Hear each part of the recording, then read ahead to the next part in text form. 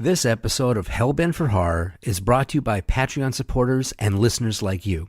If you enjoy Hellbent for Horror, please consider supporting the show by contributing either on our Patreon site or via PayPal. You can find links to both of those on hellbentforhorror.com. And I thank you for helping to sustain the show.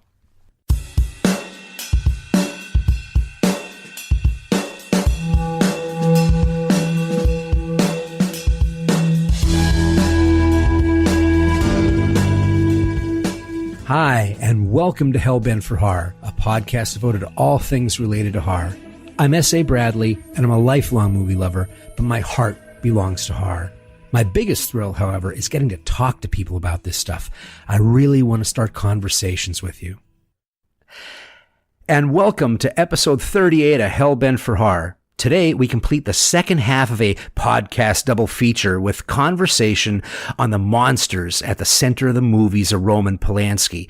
Now, this is a joint interview with the Wrong Reel podcast. The first part of this discussion was recorded on Wrong Reel episode 253, and we'll have plenty of links so you can hear the show in its entirety. Now, in that episode, we tackled the three movies that are loosely considered Polanski's apartment trilogy: Repulsion, Rosemary's Baby, and The Tenant. And today, we're going to talk about what I consider Roman Polanski's monster movies. Sometimes they're literal monsters, sometimes they're figurative, but each of these movies has at least one monster at their center. So it only makes sense that we need to bring a movie-watching monster along. A very knowledgeable and very talented James Hancock is willing to be on this show. James, thanks so much for returning to Hellbent for Horror. It is my pleasure. I'm a massive fan of your podcast, so yeah, to be on your show is a privilege. Well, thank you very much. Before we do dive in, tell us a little bit about Wrong Reel. Wrong Reel, it's a film podcast, but unlike most podcasts which I feel like just review the latest movie, or they say like, oh, we're going to review an 80s movie once every 2 weeks, we really kind of will go any direction that the prevailing wind blows us. If we want to tackle all of the filmography of an entire director's career, that's what we'll do. Or sometimes we'll do a roundtable discussion, or sometimes we will just do the news and review a new movie. But I like to keep it as nimble and flexible as possible, but I always kind of describe it as a caffeine-fueled rampage through the best of film history. And I just try to make the podcast that I, as a listener, want to listen to, and that seems to work out in our favor. Well, it's an excellent show. I'm hooked on it, and it's quite daunting to see how many episodes you put out. It's pretty amazing. It's obviously a lot of passion, and I really appreciated an episode you did recently on disaster movies. I talked about this before, but I can't get it out of my mind. You mentioned Airport 77, and first off, I am a closeted disaster movie junkie. I was a big one in the 70s as a kid. But you mentioned how it's still entertaining, Airport 77, even though you wonder why everybody just doesn't swim to the surface because there's no risk of the bends or anything. So since I'm a junkie, I wanted to give you a title to watch if you haven't seen it yet. It's called Grey Lady Down, with Charlton Heston, Ned Beatty, Stacy Keach, and David Carradine. They're in a nuclear sub, and it gets hit by a Norwegian freighter out in the sea, and it sinks and continues to sink to about 1,400 feet, right where the metal is about to crush from the pressure, and they're sitting on an underwater cliff edge. And it's one of those movies where half of the sub is already underwater and they had to close the doors really quick, and some people get left behind. And you get to hear Charlton Heston say, "Damn it," a whole bunch of times. So it's well worth a watch. It sounds way better than Airport 1977. And I don't know how we overlooked that in our preparations for the episode. I'm embarrassed to admit I haven't even heard of that disaster movie, but just the cast alone and the premise makes it sound like it's right up my alley. Yeah, it gets good and absurd. So even though it is filled with a lot of angst compared to some of these things, you have this ending with David Carradine that's just well worth it. And I love that you guys talked about the Towering Inferno. I don't want to go too far off on this subject, but I have a passion for that movie. That's one, unironically, is one that I absolutely love, and I credit for me really becoming a cinema lover, because I saw it in the movie theaters when it first came out. Earthquake was in one theater, so that sense around was bleeding through into where we were watching Towering Inferno. But there was this moment, not only is it a huge scope film to see in a theater as a small kid, but there's a moment in there where William Holden punches Chamberlain in the stomach after he says this thing where he's very rude, and he finally gets what's coming to him because he's been a scumbucket the whole movie. And the entire audience just cheered. and Nice. applauded. And I was like, I didn't get it as a kid. I didn't associate it as intelligently as I might now. But, being scared and laughing, that's kind of like an autonomic response. You're surprised it just happens. But it's a real choice to applaud. And so I was like, man, if I ever get a chance for somebody to applaud me because of something I did, that's great. And that made me just somehow realize that there was so much power in film. Some great exhibitionist or exhibitor should have come along and found a way to project Earthquake and Towering Inferno side by side on one really wide log screen, and you can have headphones with one ear the dialogue for Towering Inferno and the other headphone the dialogue and sound effects for Earthquake, and it would be like the ultimate 70s 1974 disaster experience. That's hilarious. That'd be like the worst Disney ride ever. But now that we've talked about great works of art like the Towering Inferno, let's just go right into Roman Polanski. They're like twins. So I mentioned before we talked about the Apartment Trilogy on your show, and of course the most obvious thing that they have in common is they all take place in apartments, but they also gave us more of like the point of view of the victim in those movies. Catherine Deneuve is frightening, sure, but in Repulsion, but we sympathize with her because we're with her as she goes mad. We're seeing the movie from her eyes. And Rosemary Woodhouse, same kind of thing. Victim of outside forces. She's forced into a satanic ritual, but we're seeing things through her eyes and we feel that victimization. And in The Tenant, we see the world through the eyes of Tchaikovsky, who we feel like a sense feeling that he's a victim who's driven to suicidal paranoia by neighbors and basically the world. But in the three films we're going to look at today, we are more focused on the monsters, the bad guys, the sadists. And by the end of these movies, I'm not even sure there were any good guys. Now, the three movies that we're going to talk about, Fearless Vampire Killers, or Pardon Me, But Your Teeth Are in My Neck from 1967, Macbeth, or The Tragedy of Macbeth, it's also known as, from 1971, and Bitter Moon from 1992. And the first movie, Fearless Vampire Hunters, most obvious monsters. It's a comedy horror mix with vampires. But Macbeth, and just by the way that he does this movie, he pumps up the violence and the nightmares and the supernatural elements so much that what you feel is dread and horror more than tragedy when you watch it. And Bitter Moon may be one of the most sadistic films ever made, where the characters go to such extremes, they remove titillation from sex and they replace it with really something horrible. Now, consciously or unconsciously, and when you're talking about Polanski, it's almost like those drug commercials where they have to have this may cause anal leakage and pinpointing of your eyes. It's almost like you have to say these little things about Polanski before you can go on. Oh, it's man, I'm not going to get that anal leakage image out of my brain the rest of the podcast.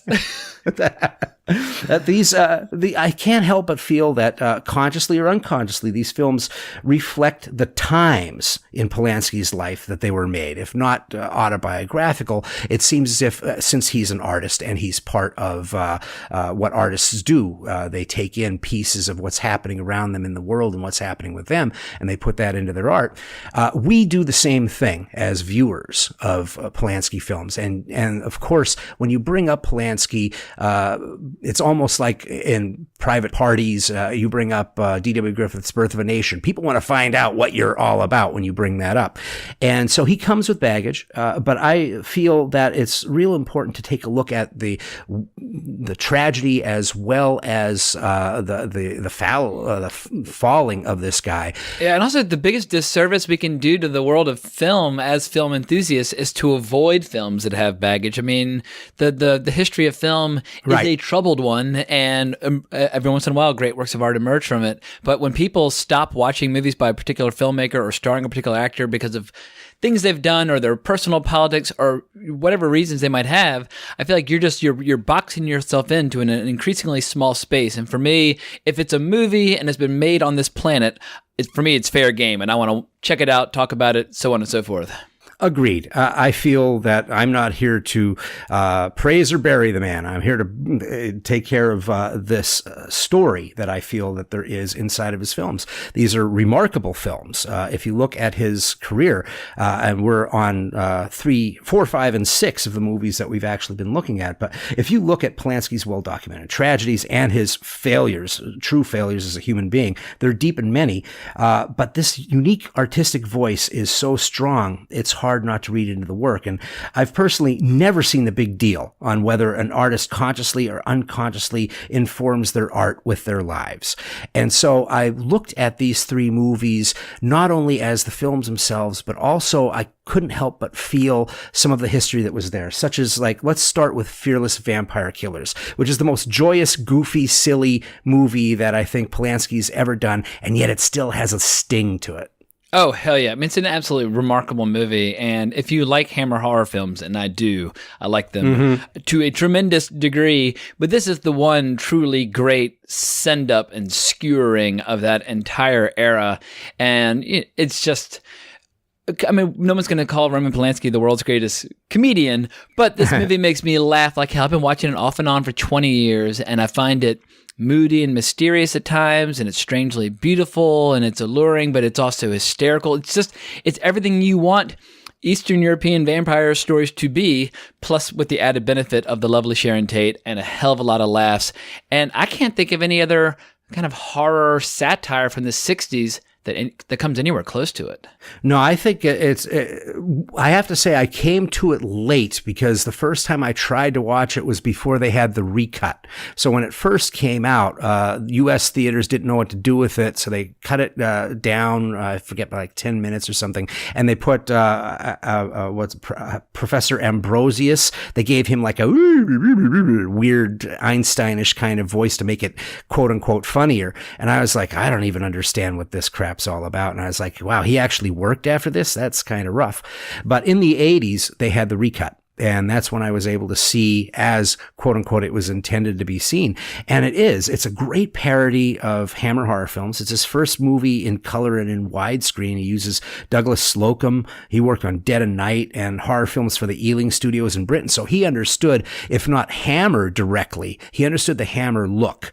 And so it is a different kind of movie from what you normally had seen from Polanski. His first two films were not, say, quote unquote, realistic. There's a lot of surrealism in them, but there's a grit to the realistic moments. Knife in the Water is very almost verite in some spots, and then you have Repulsion, looks very realistic until you start getting into the madness. But this is very fairy tale. You know, yeah, that big bright lighting that Hammer was well known for, so that you can see every inch of their low budget set and how much attention they put into it. And I laugh because it's so wily in its own way. You know, Hammer always made everything really British and esoteric.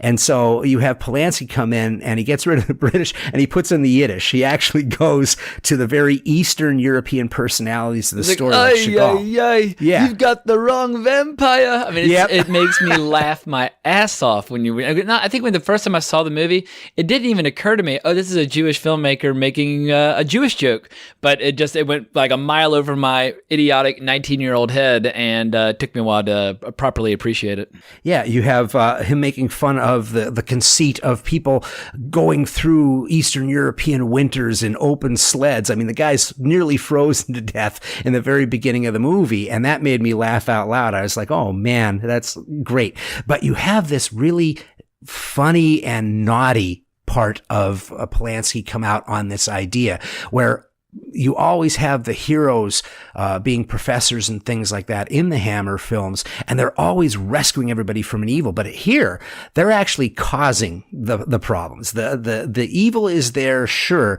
but people have kind of learned how to live with it. They've got garlic all over the place. They don't go outside. They know that there's problems up there. But you have this guy who's on a sacred mission. He even calls it a sacred mission at certain points. He's known as the nut by the other intellectuals at his university where he loses the seat.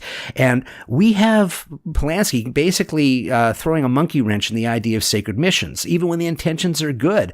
You coming in without knowing the lay of the land and making drastic changes can create a bunch of problems. And the one of the great reveals is who the narrator is of the movie by the end of the film. So you want to give a little bit of a rundown on what the film's all about? Well, basically you have a professor and his loyal sidekick, and they arrive in this, remote area in Transylvania looking for a castle. And I love immediately the locals are trying to conceal everything except for this one kind of idiot man-child who's like, there's a castle, and someone covers up his mouth, and that makes me howl. But within minutes, Roman Polanski ends up falling in love with the lovely Sharon Tate, who is basically in hiding, kind of cooped up inside this inn by her father, who's trying to keep like, even her very existence a secret from the local count while she's home from school. But soon enough, the vampire discovers her, kidnaps her, and so the professor and his loyal sidekick journey off to this castle to do battle with the count. And it's funny because it veers in and out of almost becoming a real horror movie at times, where the music is so atmospheric and so just spectacular, from the credits to the chase sequences, that there are times where I start just enjoying it even more than a straight-up traditional horror movie by Hammer. And I would make a case at the very end, and I will be going to spoilers, so spoiler warning now, but at the very end, as Sharon Tate turns into a vampire and feeds on Roman Polanski, it's as chilling and terrifying a moment in vampire lore that I've seen in any vampire film. And the look on her expression is truly terrifying to me. So I think this film, it works on a variety of fronts, but obviously it's the laughs that we come for. And I find myself laughing basically from start to finish. I feel like a good comedy needs 6 laugh out loud moments to qualify as a successful comedy, and this absolutely obliterates that threshold. Oh yeah, there are just some great, and it's mostly character driven, although there is some slapstick that's involved in there as well. I agree at the end that there's this chill, especially when Abronsius, you only see the back of him while Polanski's trying to reach to him while he's getting drained. And of course, that's one of the great ironies of the movie, or the absurdity of it, because really, if you look at this, Fearless Vampire Killers as a horror film, there's not one vampire that gets staked. I mean, they're miserable vampire killers. They stake a cask of wine, but not one and vampire a pillow, gets done. and manage to bang themselves on the thumb. But yeah, I mean, Roman Polanski, that's one of my favorite moments, is when he loses his nerve. The professor is basically walking him through the process. Basically the movie would be over. The threat would be over. I mean, they have the count on the ropes. And Roman just completely loses his nerve and collapses, and he just can't go through with it. And he just, the desperation with which he looks at the professor and starts to drop the tools, and everything starts falling over. It's just, it's pitiful and pathetic and hilarious, all at once. Yeah, it's kind of like an origination story. What I think is really fun about this is that it tries to make you forget that other vampire movies have happened. I mean, everything is theory out of a book that Abronsius has read. They don't know about staking vampires. They don't know if the mirror reflection is actually real. It's just a guy going on a theory and basically denigrating the people he's allegedly trying to save as he goes along. You have that great moment where Chagall, who is the innkeeper, who's the oi, oi, oi, he's just constantly complaining and kvetching. He is turned into a vampire while he's killed, and he's found frozen, and they bring him in, and his wife's moaning and wailing. Oi, oi, oi, oi, oi, and they lay him out, and they have him covered with a blanket, and there's about 2 good minutes of Abronsius trying to tell the wife that she has to stick him with a stake, a wooden stake in the heart. And that he plays it as if it has never been heard before. And she's like, stick it? Stick it where? What? In where? What? I've told you, madam, you must stick it in. And she finally chases him away. Like, there's no way I'm going to stick my husband in that way.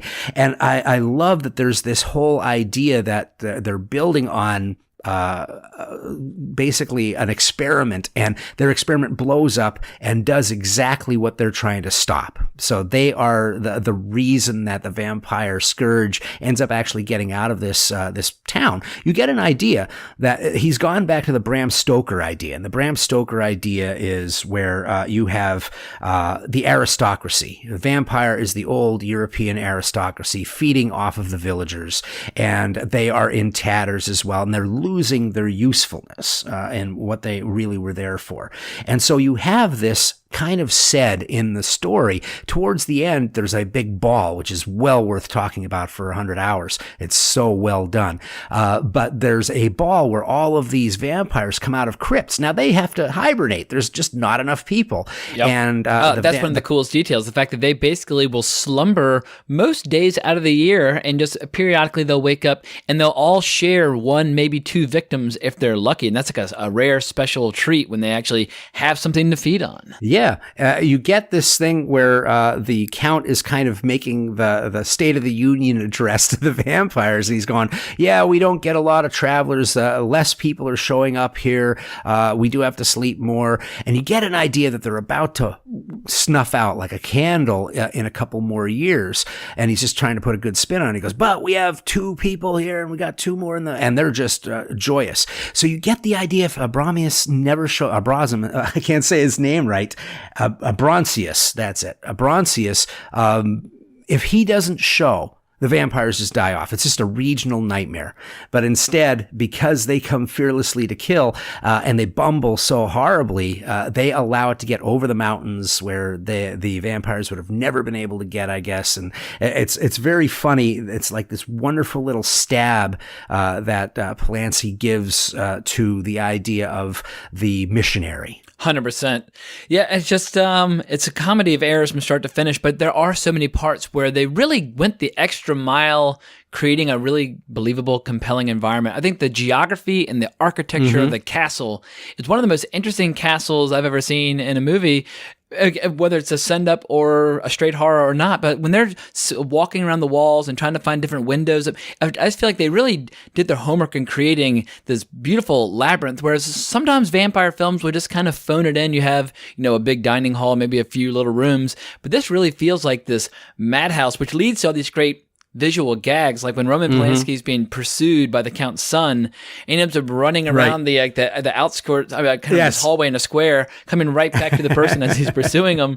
It's just, it leads to so much great visual comedy, but also just the comedy and the dialogue is great as well. When Polanski sits down with the Count's son, and the Count's son is very blatantly trying to seduce him, and he's like, "Oh, you must have a rest," and like, "Don't you feel better?" And he's like, "Oh, shall we allow an angel to pass?" I mean, it's such classic, just gay humor, and Roman Polanski is just freezing up, and he's too polite or too scared to really resist the guy's advances until the teeth come out, and that's when he finally shoves a book in his mouth and makes a run for it. But yeah, man, it's just it's hard to know where to stop in my praise for the comic genius of the flick. Even like little simple things when they go skiing together. Polanski is a big skiing buff. Wanted to make a ski movie at Paramount instead of Rosemary's Baby. We do get a little moment where we see him turn down to the left, going down a hill. His professor skis after him and they collide. But it's a beautiful little moment of these 2 guys just skiing through the mountains of Europe. Yeah, and I agree with how well Polanski sets up place and space, especially in the castle. He does a very, very difficult thing, which is keep a scene going where you know that there are vampires sleeping in a crypt.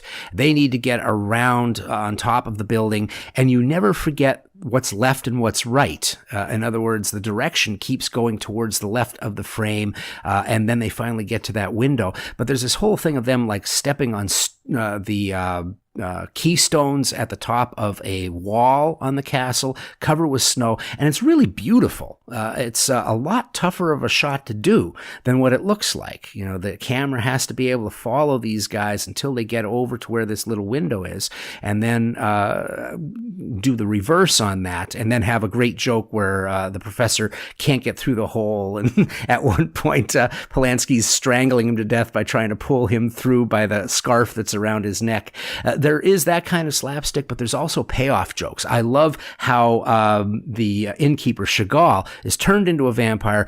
It doesn't change his personality an inch. He's exactly the same guy, and at one point he wants to sleep in the crypt with the bigwigs, and so he brings his own coffin. He's all happy. He sits down. He's acting like, if I just lay here, they're going to let me here. And then the hunchback who guards the place drags the casket out. And he's like, no, there's plenty of room. I'm not bothering anybody. And so he gets him out by the stables where the animals are. And he's like, oh, are you happy now? Are you happy? And there's like shafts of sunlight coming. Oh, it's too bright in here. Yeah, it's too bright. It's too bright. And so you get this whole thing and you think the joke is over. until Polanski goes and opens up the coffins in the crypt, and he gets into the coffin of the Count, and you see the Count, and it's kind of frightening. Then he goes over to the son, and he opens that up, and Chagall is curled like a puppy at the bottom of the casket, and he goes, Chagall's here too, and the professor's like, what? Oh, okay. If that's how it's going to go, I guess we'll get all of them at this moment. And I love that sense of humor. I found a lot of the humor of the film comes from that flavor that is brought to it when they're coming up with all these remedies to unfreeze the professor in the beginning. Hot mustard, no, you'll break his nose off, and all this stuff. They're arguing about who's going to help this guy a little bit more than the others. There's when they're working on food, they're like machines. The entire Chagall family is lined up at one point where the mother has a big cabbage. She's scraping this across the grate in the foreground. And in the middle ground, you have Chagall in a barrel, just kind of stomping as if he's stomping grapes, but he's stomping on cabbage. And in the background is his daughter on the floor scrubbing the floor. And they look like cogs in a machine. They're just doom, doom, doom, doom, doom. Actually, I don't think it's his daughter that's scrubbing the floor. It's the innkeeper. The innkeeper. The matron. The innkeeper. The girl who's working for him, whose Betty tries to sneak into every night. Yeah, the barkeep. Because when the Hunchback arrives, she hides under the table entirely. Well, what the bit I love about the professor is not even like overt comedy, but it makes me laugh is how easily flattered he is by the attention of the Count, because while he's used to ridicule at the university, when he gets to the castle, the Count treats him with respect and politeness, and he's read his book, and he wants to have him inscribe it. He shows him the library, and the way the professor walks in, he drops all his belongings, like all of his vampire hunting gear, and it's like, like you can tell he's planning on staying there for a week, and he's like completely forgotten what brought him here in the first place, and he's just completely taken in by his host. It's a very polite movie. While everybody in this movie is either trying to kill each other, it doesn't stop them from having polite intellectual conversations and being very sociable with one another. Right, and I think that's one of the things before we stop talking about this movie, we have to talk about the vampires, because they're such an interesting breed of character in this movie. The Count himself knows what the professor's up to from the very beginning. Bats, really, sleeping, getting up in the middle, they fly in their sleep. They're sleepwalking and flying. That's kind of strange. And he goes through this whole thing. Yeah, he mentions the fact, and the doctor contradicts him, like, but I read that in your book. And Right. So he's not only a flatterer, but he's also just taking in the whole game. And towards the end, he makes a few visual jokes with flapping his wing arms at the professor. And there's a wittiness to not only the vampires, but also just when you think that the professor's just a dolt, he actually gets out of a castle turret by using steam power and steam pressure on a cannonball. Because they don't have any gunpowder, they're left in this turret that has an old cannon and a bunch of cannonballs covered in snow. And he takes the snow and he throws it in the bottom, and he bungs up the top so that no air can get out there. And then he breaks up some wood and sets it on fire. And he's like, he thinks he's dealing with an idiot. And I'm sitting there going, that is actually really cool. That's the kind of thing that lets me know that a movie's not just stupid. And from the rest of that time, I was watching much more closely. And so when we get to the ball, which is the big finale, it's actually tense. It's funny and it's tense. And it is so brilliantly set up with a minuet that's going on with a bunch of vampires and 3 humans trying to get out of the room, that the reveal at the end, spoiler alert, is that they get in front of a full-length mirror. And just the way that the camera's constantly moving through that scene and it ends on that mirror, I actually applauded the first time I saw it. I was like, holy shit, that is so smart. Yeah, and look, the way they're feeding information to Sharon Tate and Roman Polanski, like, it is I. But like it's just like little phrases here and there. Whenever they get close enough to one another, they share a little information. But you have these 3 people having a conversation in the middle of a room. But the staging is so perfect that you totally buy the fact that they're being discreet, even though they're in the middle of a room packed full of people. Yeah, I really appreciate this movie much more than I did the first time that I saw it. I'm glad I got to watch it again because it is probably one of the ones that I don't come to the most because it's more of a comedy, and there are times when I look to other people for comedy than I do Polanski. So yeah, he's not Mel Brooks, but man, right. I say the whole movie is worth watching though, just to see Polanski's scene with Sharon Tate early on when she comes to the room and she's just telling a story. She's like, but back at school we had fun there. Like we used to skip over the wall, like all kinds of things. Like it's so innocent and so sweet, but basically she's telling him all these stories, and she makes all these vague references to something she got into the habit of at school and how it's good for the hair and you must do it once a day. And he's thinking, oh my gosh, she's talking about sex, blah, blah, blah. But it turns out she's just setting him up to bring her hot water so she can take a bath in his bathroom. And it's a beautiful little scene, and it's incredibly well played, and obviously it draws to a close with the vamp coming through the ceiling, and it's one of the great kind of vampire attack sequences, because at that point when he comes through, the music that kicks in, it's a pretty damn spooky, effective scare. And obviously with a little hint of eroticism because she's naked there in the bathtub thrashing about. I mean, there's definitely more to this movie than slapstick. Yeah, it is a great, horrible, beautiful moment, and Polanski is known for having beauty and horror at the same point in the same frame. When the snow is falling across her red hair, her eyes are closed, she's in this tub. I will say that Sharon Tate spends 75% of the movie in a tub, from one tub to the next. So it was obviously director's choice, but it is a sign of a different kind of Polanski than what we're usually give him credit for. This is a happy time in his life, and unfortunately, he loses his leading lady and his wife very quickly to a tragedy. Within the next 2 years, actually, she's murdered by the Manson family. 4 of their friends are also murdered. Polanski is not home; he's in London at the time, and this incident, once again, when these movies come out, I think sometimes give you a little bit of an insight to maybe why these choices were made. He's in a deep depression. Seriously deep depression, and it's he's despondent, he's disillusioned at how the media blamed his movies as a reason that the group was targeted. He has gone on to say they didn't attack me as much as they did the dead. They basically said that Sharon was having orgies, and even after the morgue report, the coroner's report came back, they were saying that she was on drugs even though there were no drugs on her. There was a very big sensationalism because you had this horrible thing happen, and for a long time nobody knew who. It wasn't like the next week they found the Manson family. This dragged on for months to where Polanski actually became a detective at one point, a private eye of his own.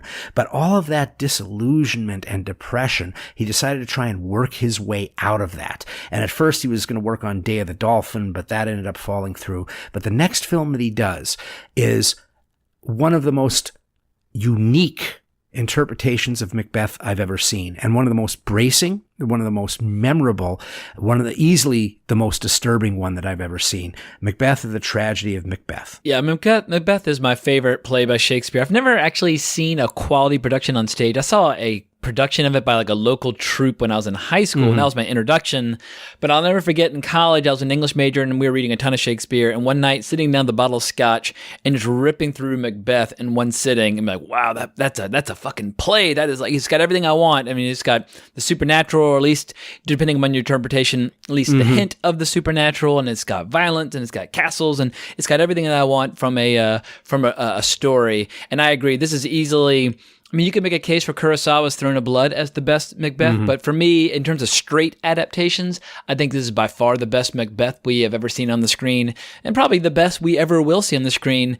I guess if you were an academic and wanted to lay one criticism at its feet, it might be that rather than have the supernatural be a possibility, right, they make it truly overt, because at times, and depending on your reading of the play, you always wonder, is it an outside supernatural force acting upon the players, or is it their own madness and ambition that they're expressing and kind of influencing the events around them? And that's part of the tension of the play, whereas the movie explodes that entirely. No, witches are real, the supernatural is real, etc., and so forth. That said, between the acting is off the charts. The set design is incredible. The armor is so believable. I mean, the sense of dread and mood and the weather. I mean, this really feels like they went back in time 800 years to the Dark Ages in Scotland and just turned on the cameras. Yeah, it's amazing how this was kind of a low-budget film.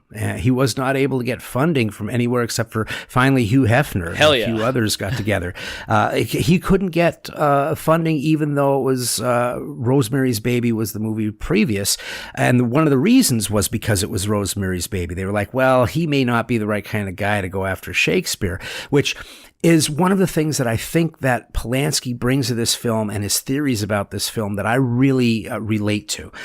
He talks about how most of Shakespeare's plays fit to film because there's a lot of action outside of like Othello, but the stage directions are always laconic. If you ever look at it's like one line, so-and-so stabs so-and-so, so-and-so falls Right. down. Like it's like there's nothing there in the play as written.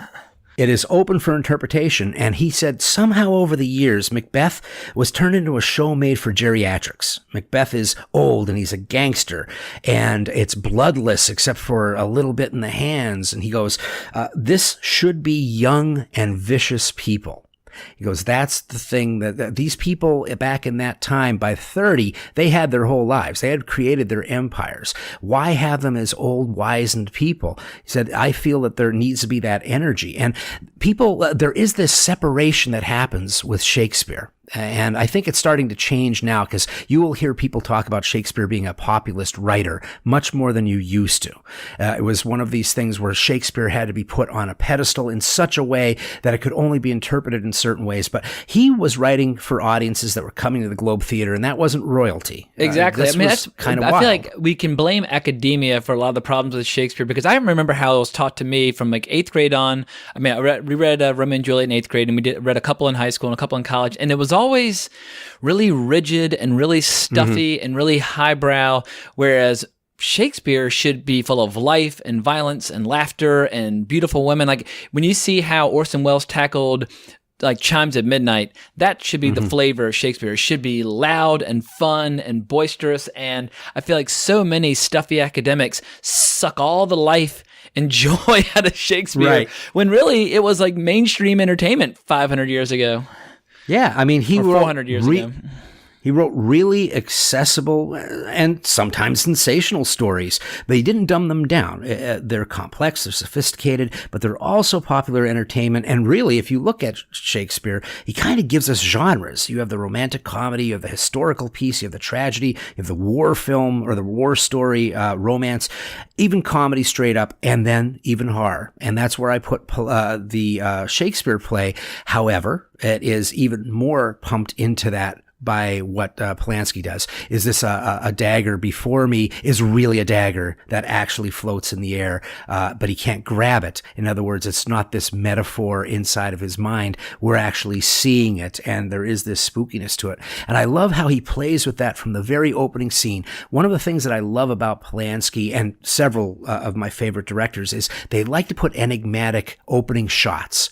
And so you have this enigmatic opening shot of the sun coming up or going down. I can't remember coming up. I think it's coming up. No, it's going down around a beach. And you see this beautiful, the reds and the oranges are hitting the wet sand, and it looks like a great painting. And then it just goes absolutely gray. And when it goes absolutely gray and the camera hasn't moved, now we have three weird sisters show up. And they're the maiden, the matron, and the crone, the old pagan idea of what women are supposed to be. And right from the very beginning, you're getting why I like Polanski so much. He knows a rubber arm just ain't going to cut it. So he goes to theater magic. And in the very beginning, we have the curse being laid down. They dig a hole in the sand, in the wet sand, and they put a rope and a dagger and a severed arm in the sand. And then he cuts to a shot where it's an actual arm that is buried underneath the sand, and they put the dagger in it, and the thumb just hooks in.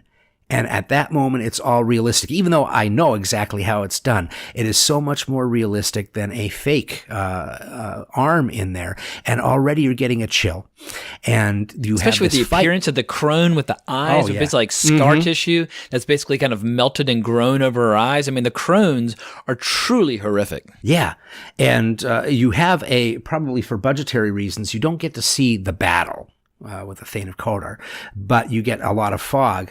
But you're not missing any of the brutality because as soon as the fog goes away, that guy comes up, he's trying to steal someone's boot, and he kind of wiggles, and he just gets bludgeoned to death. It is one of the most savage acts of brutality I've ever seen on a film. Yeah, and this is really a psychedelic horror story, and a lot of, even though it's called the Tragedy of Macbeth, he downplays the tearing apart of two men fighting with each other inside of Macbeth by having silences and visual images of their reactions. So the first time we see Macbeth, he's staring off. He's just been at war. He's disillusioned. Behind him, I mean, he adds the body count to Macbeth. It's one of the bigger body count plays that Shakespeare did. He goes, you know what? Let's have 20 people hung in the background here. So they have this lynching that's happening. Nothing about this is pretty. Nothing about this is heroic. Yeah, they don't hang them. They just raise them. That's the worst part. It's usually like you get dropped and your neck gets snapped. Like, no. Just tie them up and then just lift them and just let them slowly choke.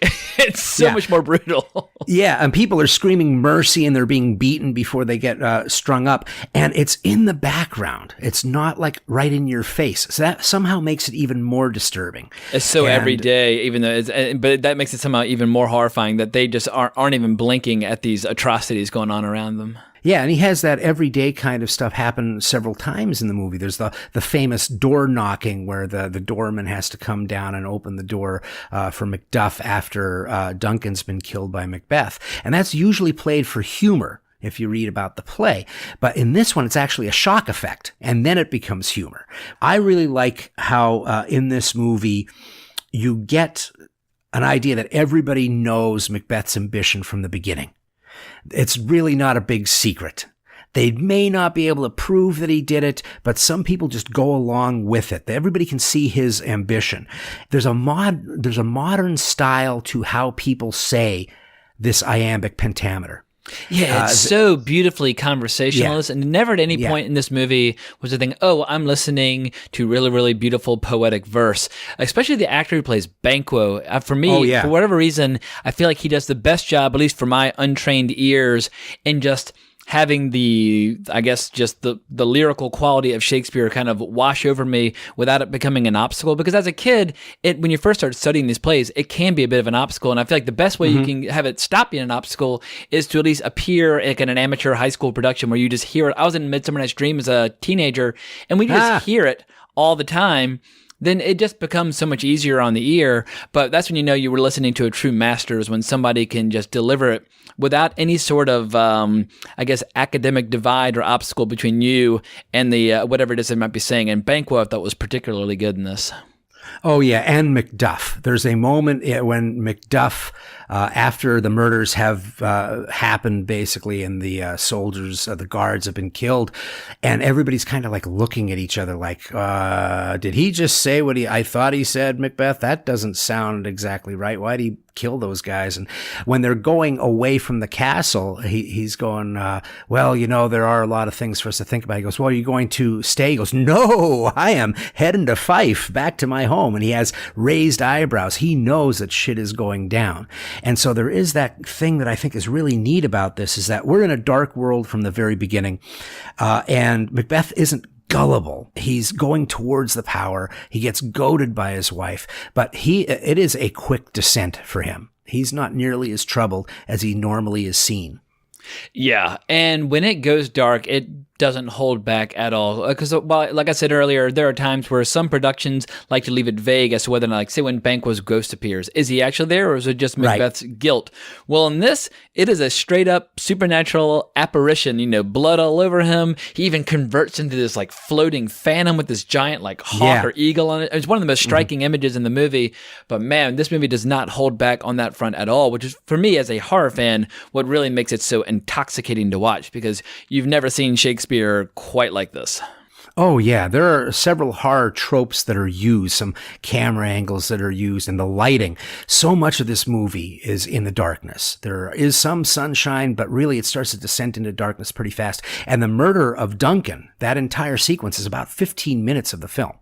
And so you have this almost real-time feeling to what's going on. And the violence, as much as you don't want to say, well, it's all about the violence was kind of revolutionary for this storytelling, for Shakespeare.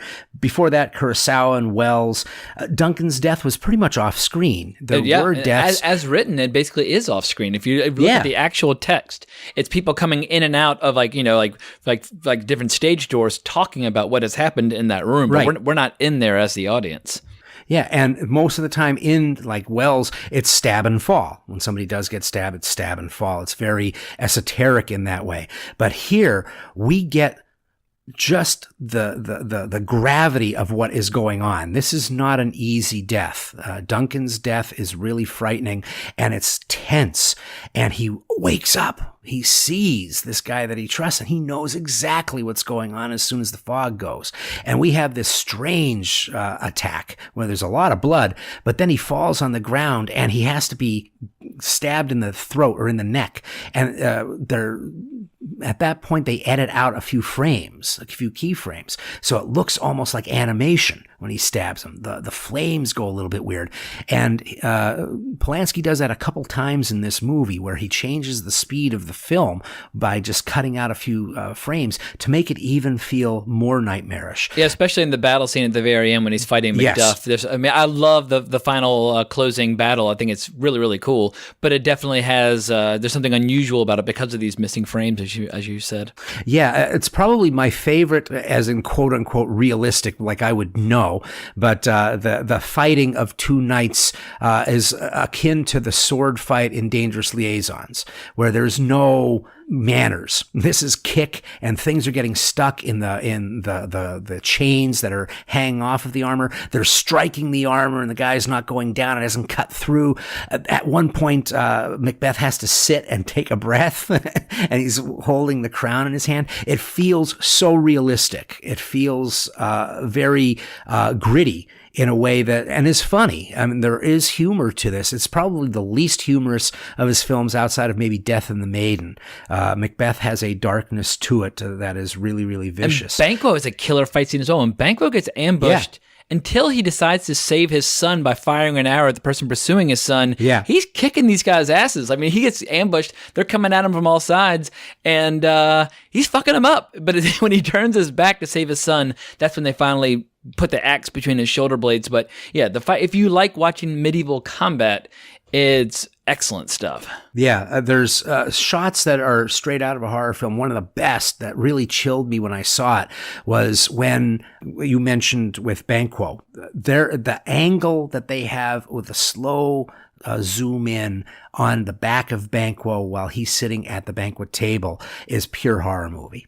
And when he turns around, he has the same cuts that are in the beginning of the movie when Duncan arrives at the war after the battle has happened, and there's a soldier who's telling the story of how great Macbeth was, and he looks exactly, he's got all the same 20 cuts in his face that Banquo has later, so there's that weird foreshadowing that's in there. But really, we get into the bizarre stuff that is just pure horror the deeper we go into this movie, where we get to the second time with the Weird Sisters, where it's that scene's incredible. Yeah. Well, it's just like a room full of 100 old crones in various shapes and sizes. And we almost get back into Rosemary's Baby territory briefly. When he starts having these visions, it takes on a lot of dreamlike qualities. And it reminded me very intensely of the visions that Rosemary experiences when she's being seduced by the coven and having sex with the devil. Yeah. And it's something that Polanski does. Every time it feels like, oh, well, this might just be going into tragedy/thriller mode now. There's a dream sequence with Fleance standing on top of Macbeth, putting his knees into his chest, grabbing the crown, and then taking an arrow and putting it into his chest while Banquo holds him down laughing.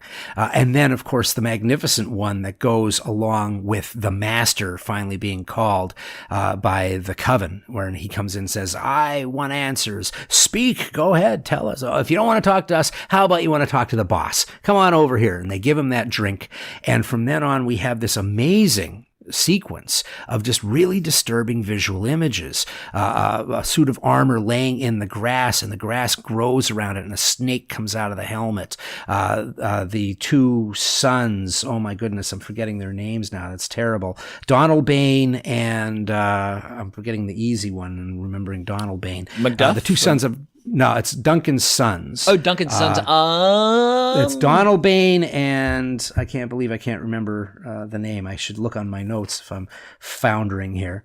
But anyway, you see both of them laughing and applauding him. And then he goes through the woods because they're talking about the forest. And he sees Banquo on the throne with a crown that's glowing so bright that he can't see Banquo. And then Banquo holds up this mirror. And it's one of those great 60s, 71, but it's these 60s it's the image from the VHS ideas. cover. For the longest time, as a kid, I was like, oh, that must be Macbeth. And you assume it has to be Macbeth because that's the cover of the movie, but no, it's Banquo. Right. And you have this great shot, which is like 7 different cuts going through mirror after mirror after mirror, going through different wallpaper, it looks like at certain points.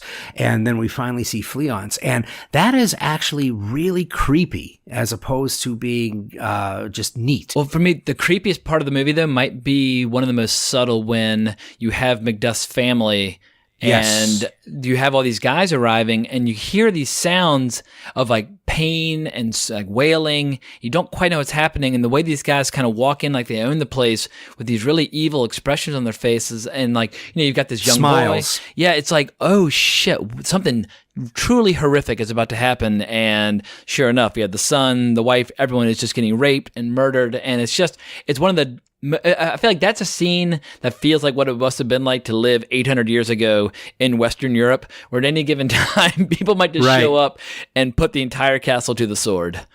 Yeah, and this is the scene, right? This is the rub scene that when film historians talk about it, they go, holy shit, I can't believe that Polanski made this movie and he made all of these allusions to his wife's murder in this sequence, because there's a moment where instead of just hearing "he will not be born of woman," they show a cesarean happening. They show a baby being torn out of the womb right at the time that Macduff's family is going to be murdered by these guys who come in and laugh. And you hear these murderous screams instead of actually seeing what's happening. And we see the children just murdered all over the barn, I believe. All the children are murdered. You see someone being taken down in the hallway and they're laughing. And there's just this evilness that this scene feels. It makes Game of Thrones feel like Winnie the Pooh by comparison. I mean, this is going to the dark side.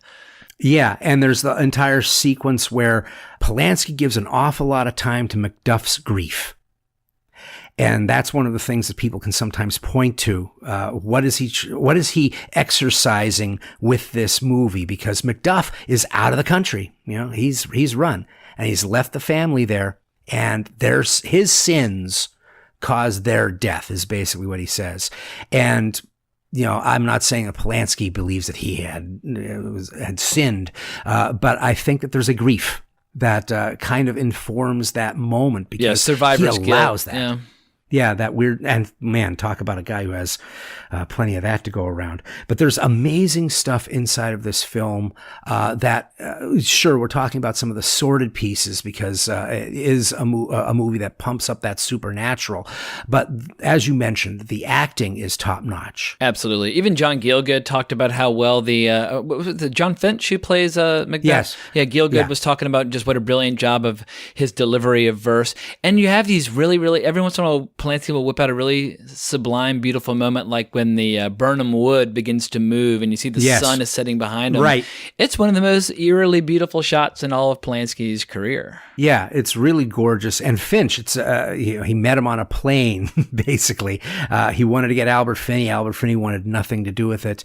He wanted someone who was younger. And really, if you look at the leads in this film, they worked a lot in theater and TV. And for the most part, Finch went on a little bit more, but the wife basically went back to theater and TV. So he captures the youthfulness. I love that it feels modern and of its time. You have it's wet and muddy, and people's gowns are covered in mud at the bottom, and people are running around throwing straw over blood and and things like that. People are sleeping in pens, and he got dinged for that. I mean, it's one of those things when you're talking about Polanski, his past does sometimes inform criticism. So they were talking about how sordid he made this film, and they complained about Lady Macbeth being naked.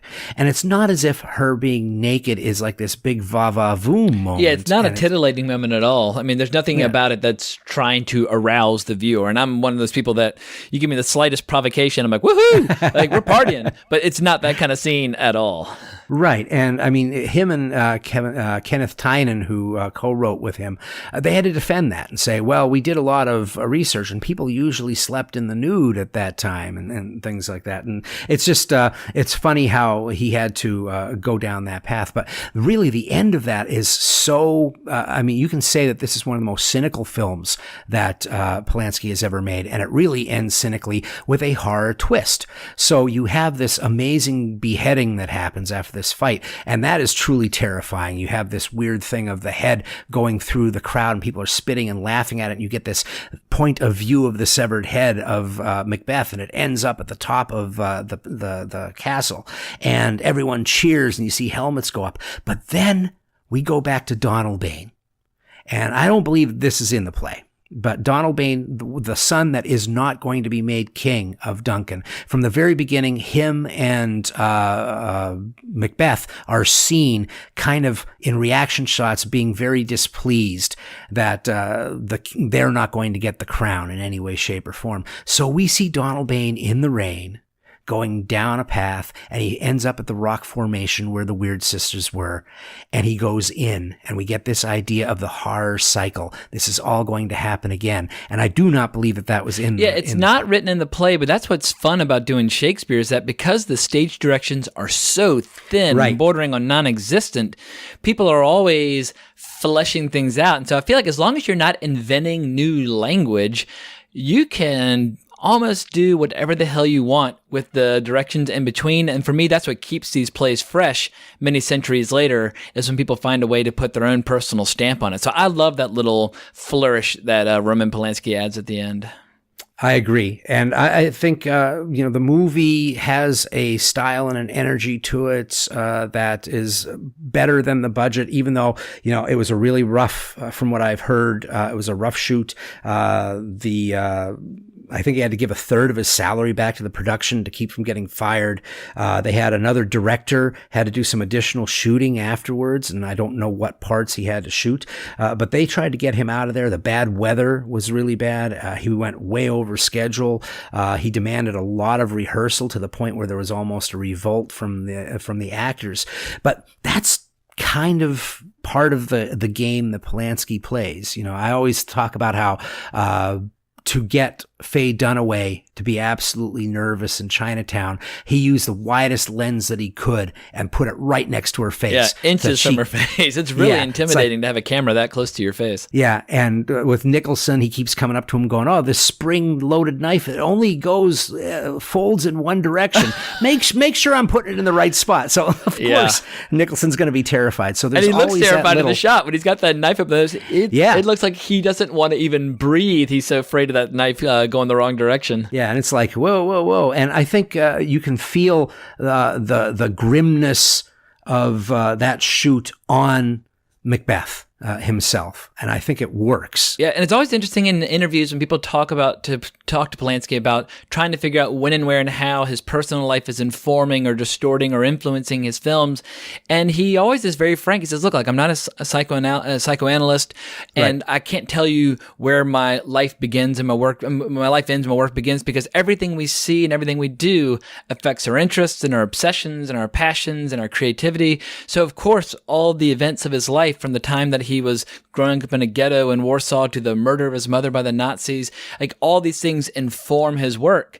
But I guess what the trap some people fall into is trying to find like a one-to-one correlation between his father got remarried here, and here's where we see it in the movies. And I don't think I think all the events of his life obviously shape his sensibility and his attitude toward the rest of the world, and that's why he's such a unique artist in so many ways. But I always feel like it's a little bit of quicksand when people try to get too specific about what affects what in his films, because I feel like the films are so open to interpretation and they're so wonderfully made that I feel like it's almost like a disservice to the films to get too preoccupied with how his biography informs the films. Right. I agree. I think most of the choices tend to be unconscious, and I see nothing wrong with unconscious. I don't think that makes an artist less smart, because they will always go towards that color because that's something that they really like. It's hard to not go down some paths, but at the same point, as you said, a one-to-one just doesn't make any sense. I don't think that anybody is that vain, even though maybe Polanski comes close. Now, when we're talking about that kind of thing, though, it's a perfect time to go into our next film, because choices, I think, are why certain movies speak to or scripts or novels speak to an artist and make them wish to do it and make them interpret it in a way that maybe 40 other directors would have never done it like. There may be 25 of those would look exactly the same because they're just the mediocre guys. And then you might have different visionaries doing different things, but no one was going to pick Bitter Moon and do what they did with Bitter Moon, I think, other than where Polanski goes. And it was funny. One of the things that I thought about was you had sent it to me as well. It was a Clive James interview from the 80s. It was his, I think, Polanski's 50th birthday, and they go to lunch in this French restaurant, and they're talking. And of course, Clive James brings up the statutory rape and his love for little girls. And it's not just talking about it. There's this sordid moment where it's really, he's been very polite. They're eating.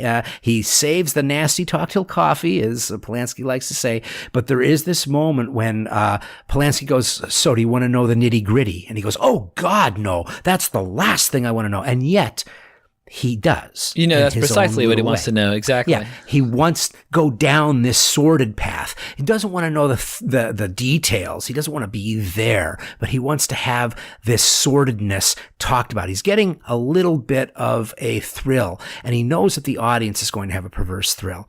And when I watch Bitter Moon, I can't help but think that where he decides to go with this movie has a little bit to do with how people perceive him. Yeah. Oh, I'm shocked. I'm disgusted. I don't want to know anything about this. Please tell me more. Yeah. Yes. The very British thing that goes on inside of this movie. I consider Bitter Moon the best horror film of 1992. And I think it's one of the best movies of the 90s, period. I mean, I hadn't seen it in 20 years. And when I watched it in preparation for this episode, maybe it's because I was 20 when I first saw it and I'm 40 revisiting it. And I feel like it is a film that definitely tackles a lot of concerns of an aging man.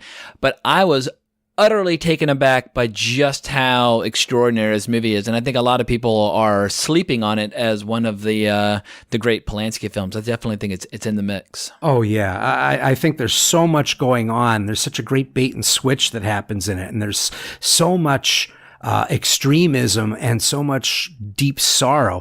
I love deliberately odd opening shots, as I mentioned before. And this movie starts with a shot of the ocean behind the glass of a ship porthole. And we stay on that for a while. And, you know, what is that all about? And it's like, you know, you're looking at the sea. You go out on a cruise. You say you want to be in the sea. But the reality is you're in the center of the ship playing poker all the time. You may see whatever's going on out there through a porthole. And that beauty has a separation. The danger of the beauty has a separation to it. We love to look at the sea from that safety. And then we have this movie that says, oh yeah, you want to look through the porthole? You want to, well, let's get you out on the deck and let's put a little storm in there and see what you're going to do then. We have Hugh Grant's character. He's fascinated by the dangerous stuff from a safe distance, but this movie kind of says the sea can swallow you up. And I love how, for me, and this may be my own personal viewpoint, but I think that most romantic films, especially the much regarded romantic films of the 50s and 60s, are just twisted beyond belief. Like Breakfast at Tiffany's, that's a twisted story about different types of prostitutes, and it just so happens to work out okay. There's always this weirdness, but everyone just remembers the emotions of happiness that they feel when the characters get together, but the stories themselves are usually pretty sordid. And Polanski loves not only dealing with real emotions and violence and sleight of hand, and in the first episode that we did of this, we talked about some of the recurring themes and tropes that he uses to connect his films and to keep the audience off guard. He loves to flirt with the ludicrous as well. The horrible and the hilarious are right next to each other all the time, and sometimes that tips.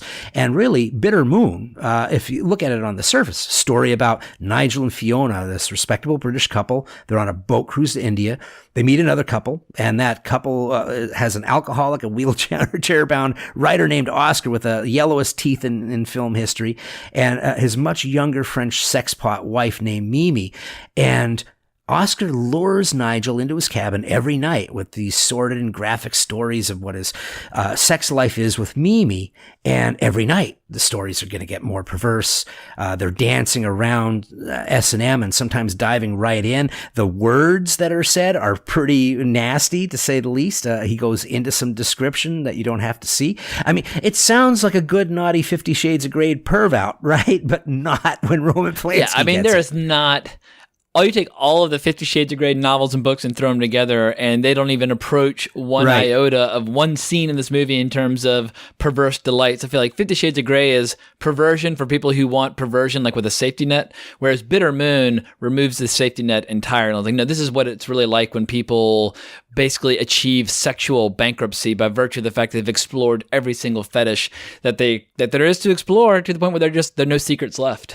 Well, I think it takes... it uses sex as a lure to get us to watch. We all particularly want that for Hugh Grant. I mean, it's ultimately it's like there's a huge elaborate mousetrap that they're setting for both Hugh Grant and Kristen Scott Thomas, and I love how they almost become complicit in the trap with Kristen Scott Thomas's challenge, like anything you can do, I can do better, and the movie just gets really, really interesting at that point. Oh yeah, well, it turns things into a pathology by the end, and I think that's what's really interesting. He kind of twists the storyline and the extreme nature of what people do, and it kind of reflects back on us for watching it, and it's really interesting. We are equally complicit as the characters, because we're the ones who are sitting there from start to finish, eating up every single detail. So yeah, we can't pass judgment on the storytellers or the characters because we are a part of this drama.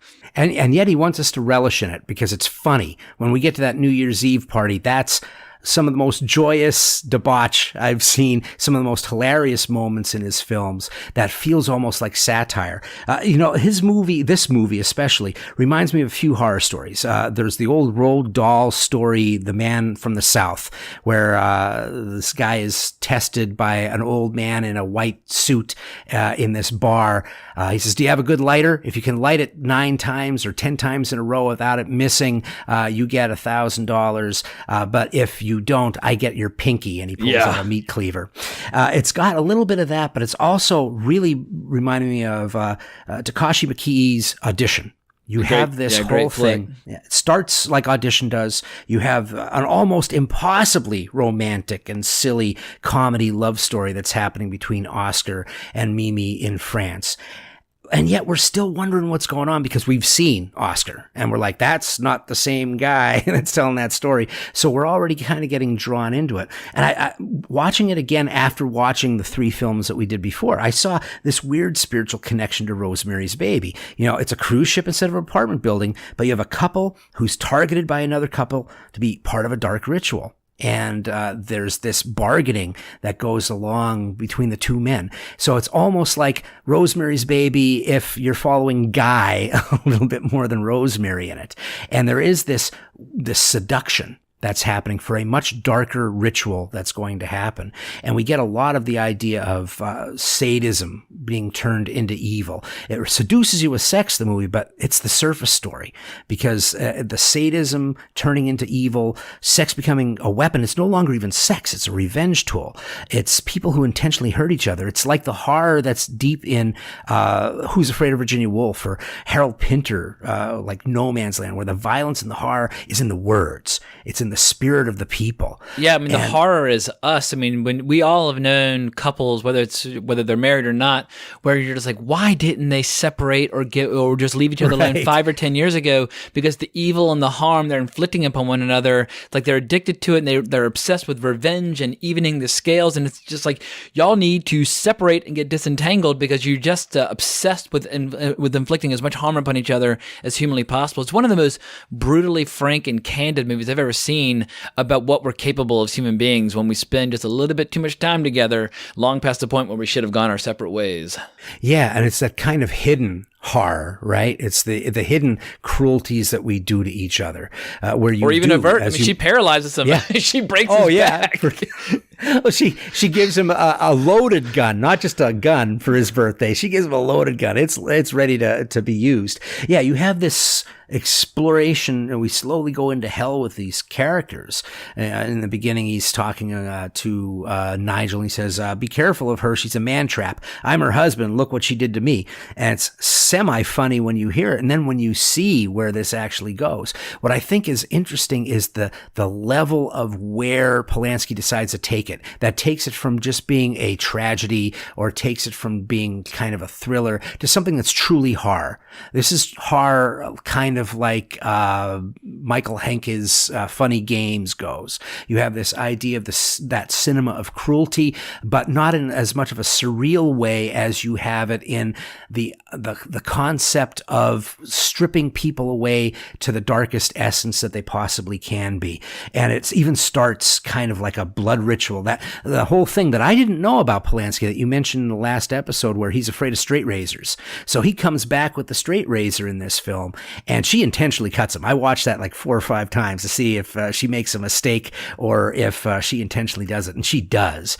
And they have this moment, and I'm like, oh, there it is. There's the blood ritual. They're about to go down this crazy path, and it sounds like you might know how cruel this movie gets. You know, oh, how cruel can it possibly get? No, it gets cruel. This is soul-wrenching cruel. And I think that's where it becomes a horror story for me.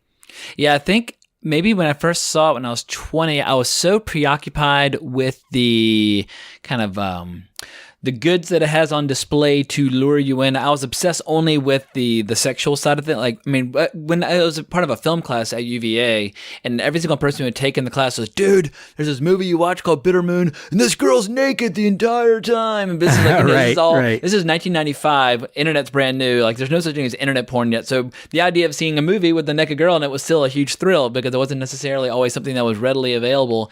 And so that's how I kind of knew of and thought of Bitter Moon, and I saw it at a young enough age where that's what I was really fixated upon. But seeing it now as a bitter, jaded, mean old man myself, I was able to see just how deep it goes into the psyche of a man who, you know, he moves to Paris and wants to be a writer, and basically just becomes a hedonist. And it just shows the darkness that's inside all of us when we live a life entirely both for cruelty and for pleasure. Because he reaches a point, at one point, he might, I mean, for us, he's at rock bottom. For his own mind, he's thinking, oh, I'm living the good life. But all he's doing is sleeping all day, waking up at night, chasing girls, treating his girlfriend and or wife with as much cruelty as possible, and sleeping with as many women as he can. It just shows how utterly repugnant a life devoted entirely to pleasure can become very, very quickly. And when he gets hit by that bus or that truck when he's getting out of that car, it's almost a relief. Like, dude, that's what you get. Like, right. Oh, it's amazing. Like, you talk about it having that portion of hedonism. And I agree. I see something a little bit more because we have the creation of a better monster. He does these terrible things, but his wife actually becomes the better monster in this. And they basically are destroying each other. And it stopped being about sex a long time ago. It's become about some kind of conquest. I think when you hear somebody say, every time I looked into one woman's eyes, I could see the reflection of the next, There's not much there at all. There's this not a phobia, but this need, this quench that needs to happen. And we're not hearing that it's really that much of a fun time. And where they go, if this was about the sadness of hedonism, we probably wouldn't get Mimi going where she goes. Yeah, I mean, when she deliberately will leave him alone all night and say, well, don't play with your pee-pee because it won't do you any good anyhow. Right. And just like delighting and torturing him with the fact that something that used to be so important to him is now no longer a part of his life, and just leaving him to basically rot in his own urine and filth overnight because he's unable to look after himself. I mean, this is a new level of cruelty and torture. Not that he hasn't earned it by just treating her like, a piece of trash in public, but she definitely seems to take more delight in it, or at least she's much better at it than he is. Like, he might be sadistic toward her for a time, but he's not that imaginative. She really takes it to the next level. Yeah, she takes it to a physical level, which is what's really amazing. He lets her hurt herself for the most part by his cruelty as the movie's going on. I mean, this is a movie where you have a character who is cutting her hair and putting on almost like clown makeup to try and get his attention, so he can destroy her while he's hanging out with two other women. He decides that he's got to save her, so he pretends to have an attack on a plane so that she flies to another country one way, basically. He leaves her on that spot. She has complications from an abortion, and when he is injured, he breaks his leg when that truck hits him. Well, that's not that bad, right? So he's in traction. She walks in, and the first thing he says is, so you didn't kill yourself? And she goes, what for? I was dead already. And there's this really crazy thing that they're getting off on that. They're on to the cruelty now. That's the new attack. How low can we go? And she grabs him by the arm. She makes it seem as if she's reaching out in a gentle way. He puts his arm out and she pulls him out of the bed, hanging halfway so that his back breaks because his leg is still in traction. Everything doesn't move. And he's paralyzed from the waist down. She comes in and goes, so there's bad news and there's good news. And he goes, well, you're paralyzed from the waist down. He goes, what's the bad news? No, that's the good news. Yeah. The bad news is that I'm taking care of you from now on. And she's shooting him up with nasty needles that have been doing stuck it in the in the same wood. place over and over again and making his leg twitch and get infected. I mean, he asked her one way, he's like, please just finish me off, just kill me. But she's not about to let him off the hook that easily. And that is Audition. There's as soon as I was watching it again, when I first saw it in the theater, I didn't see Audition yet because I saw it in 92. And I was one of the few people in the audience that didn't groan walking out. I was like, I'm energized. This thing's freaking amazing. I can't believe where he went and how he ended it. And I thought that the whole ship of fools kind of, the boat almost capsizes in the rain. And Peter Coyote's happy. He's like, yes, it's the Titanic all over again. He starts singing hymns and things. There's such a raucous madness at the end of that film that I just, along with just the amazed joyful delight of seeing Kristen Scott Thomas dancing with this femme fatale. I mean, that's one of the most erotic moments in all of 90s cinema by far. It's an extraordinary sequence. And you have maybe the best cover band in movie history playing all these great 80s tunes. But there's something about that party, like, how have I never been invited to a party that's even half as fun as that? Because while it is so black-hearted, there's something very, very... we almost become kind of devilishly sadistic on our own part, watching Hugh Grant fail so miserably at trying to seduce this girl. When he goes out there and tries to dance with her, I mean, I take comfort in the fact that he is maybe the one white man on this planet who's a little bit worse at dancing than I am. I'm like, dude, you're pathetic. Just stop. Give it up. It's hopeless. Because she's obviously used to, a different level of physicality from her men. I mean, when she brings that dancer home and starts to seduce him in front of her husband, Peter Coyote, and basically fondling his man parts while he's dancing and all this kind of stuff. I mean, it is, she is a physical creature, and the way she just owns it with strutting around that boat wearing that tight-fitting red dress, she's just a very, very sexual creature. I mean, there's that extraordinary sequence early in the film where she does this dance routine with like a diaphanous see-through robe on with nothing else, that leaves nothing to the imagination. I mean, I feel like Polanski takes his interest in sex to the most intense extreme he ever took it at any point in his career in this movie. Yeah, I think he kind of relishes in it. And I think, like how I said about the unconscious thing, I think there was an attraction to this story, telling it the way that he does, because there's so much tragedy and there are so many weird points of view. There is a almost heartbreaking moment after that wonderful two left foot dancing that Hugh Grant does. He comes over to Oscar, and Oscar's like, "Wow, that was amazing. Don't worry, I do worse," because he's a cripple basically. He can't use his legs at all. But he looks up at him and he says, "I've always been a loser. Don't worry." And he has this hopeful, sad smile, and that's a moment. And I'm not saying that Polanski says he's Oscar, but there is a moment when I flashed on, this is kind of like, how many times are you going to beat me over this shit? How many times are you going to rub this stuff in my face? I am your nightmare. I am your monster. And there's this kind of weird thing that I felt with that movie.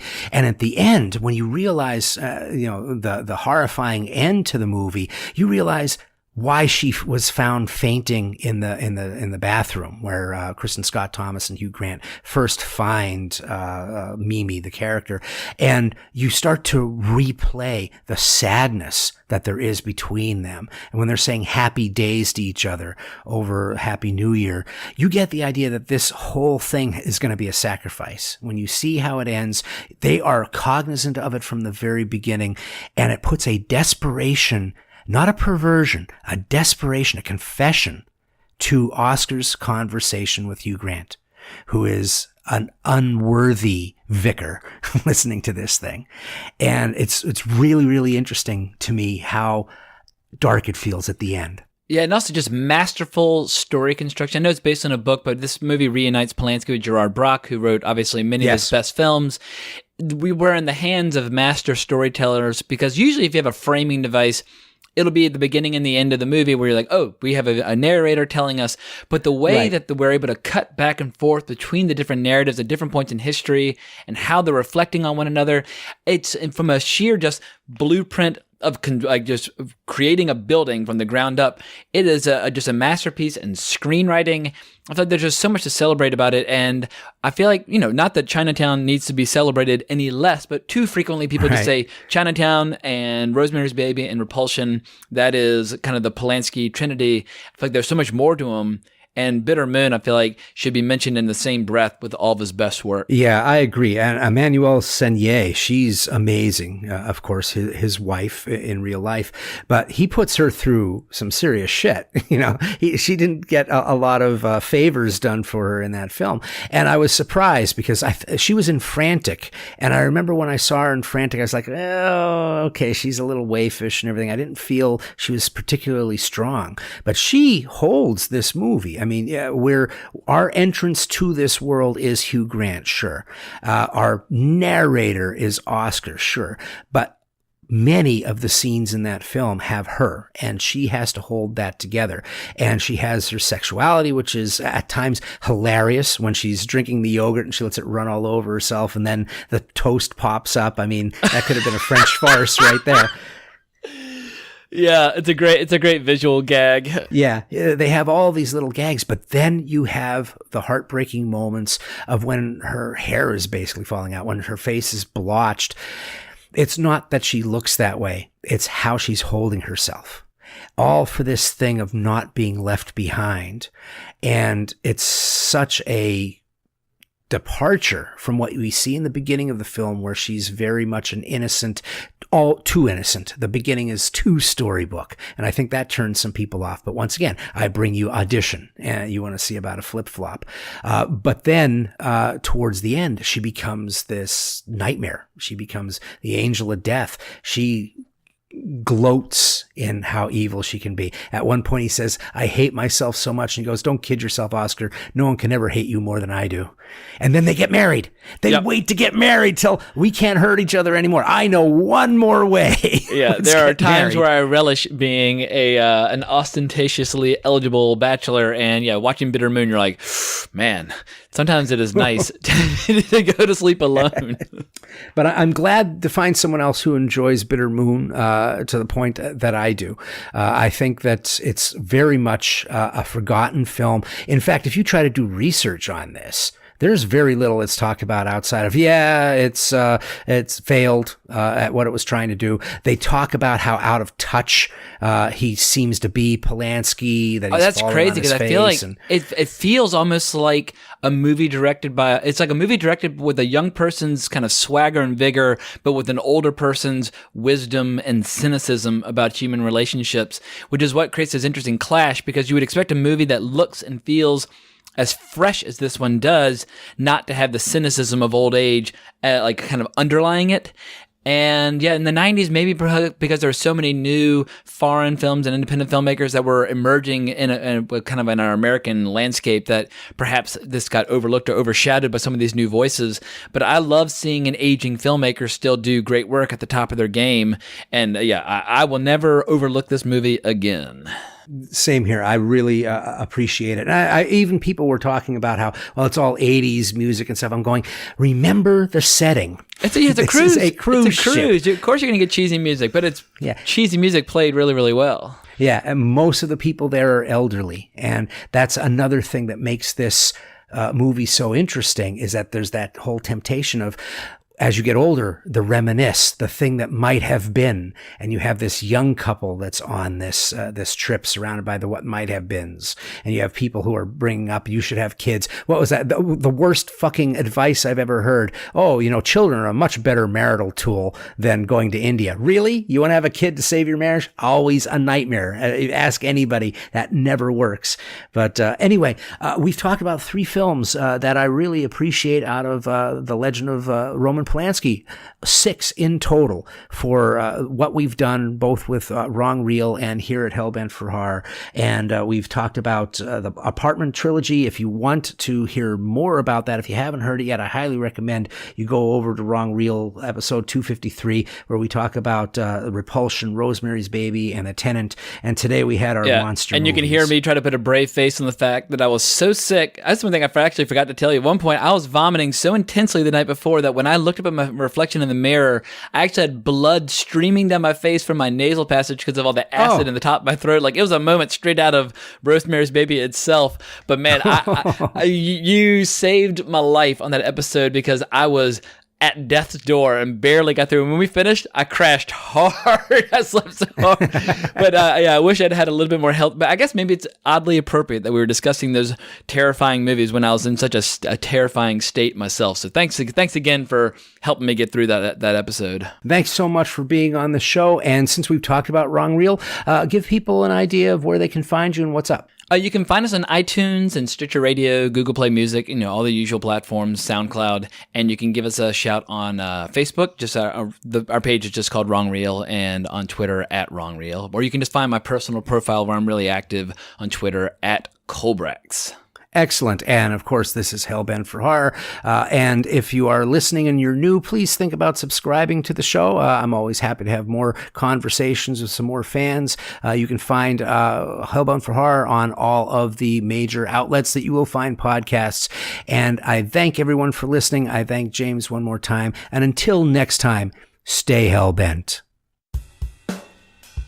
And thanks for listening to the show. Hellbent for Horror was written and broadcast by me, S.A. Bradley, and produced by me and Lee Sigorski. You can find more on our website, hellbentforhorror.com, and I'm also on Facebook at facebook.com/hellbentforhorror, and my Twitter handle is hellbenthorror. You can find Hellbent for Horror on iTunes, Google Play, and Stitcher, and other podcast platforms. And H4H has its own app. You can download it from the Google or Amazon store for Android, and as of the week of March 20th, it will be available on the iTunes store. Until next time, stay hell-bent.